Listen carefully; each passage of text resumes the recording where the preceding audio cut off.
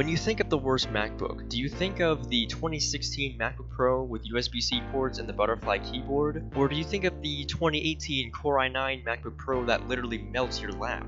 Hey Siri, open my downloads folder. Here's that folder. Good stuff in there. Now I don't think you were gonna guess this machine. This, my friends, is a 15-inch early 2011 MacBook Pro. One of the worst MacBooks, if not the worst MacBook Pro models of all time.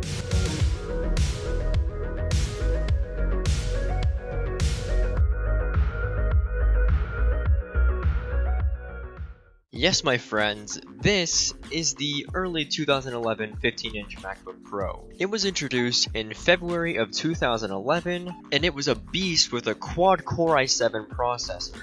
However, the graphics card inside this laptop was prone to failure. The reason why it was prone to failure is because although these machines were powerful, Intel machines ran super hot, so the heat basically desoldered the graphics chip that was running in these machines, causing your graphics to go all wonky. And I myself experienced this firsthand with this machine. Something that these 15-inch and 17-inch variants have in common is the dedicated GPU on this machine compared to the integrated GPU that's in the 13-inch models. I really wish my unit still worked, as this was my editing machine from 2022 all the way to 2023. Yeah, I worked this thing until it completely died on me. And thanks to a great engineer named DOSDude1, he made a patch to disable the graphics chip on these machines. And that's exactly what I did with this laptop. I disabled the dedicated GPU and just ran off the Intel graphics for the remaining months of its life. That was in October of 2022. When this thing actually died was in May of 2023 when I was editing a pretty important video for my channel. Now these things were not cheap in 2011.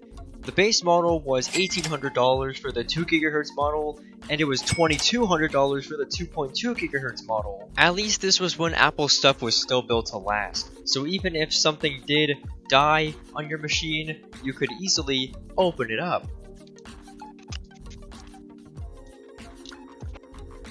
Now we just pop open the back panel, and look, there are a lot of upgradable components in here. So this is where your battery would be, but there's no battery because it expanded back in 2024, and there's also no hard drive in here. I removed the hard drive and put it in a 2012 Mac Mini, but everything else is stock, including the DVD drive and the RAM. Man, I wish I had a powerful enough charger to run this thing. Maybe it just needs a new battery, maybe it's not completely dead, I don't know. Let's just put it back together.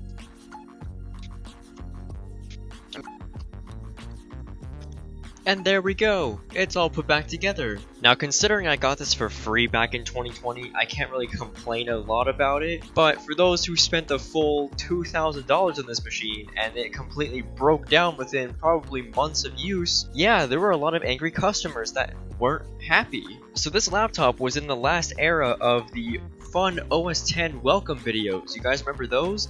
Where it had the Apple logo and flashed a bunch of hello messages in different languages? This is when Apple was still trying to make sure they had the best product. And sometimes they just don't really deliver. So thank you all for watching this video. If you have enjoyed this video and you want to see more videos like this, make sure you leave a like, or maybe even subscribe if you're new. For $1 a month, you can follow along with extra content as well as exclusive content. With that being said, thank you all for watching, and I'll see you guys in the next one.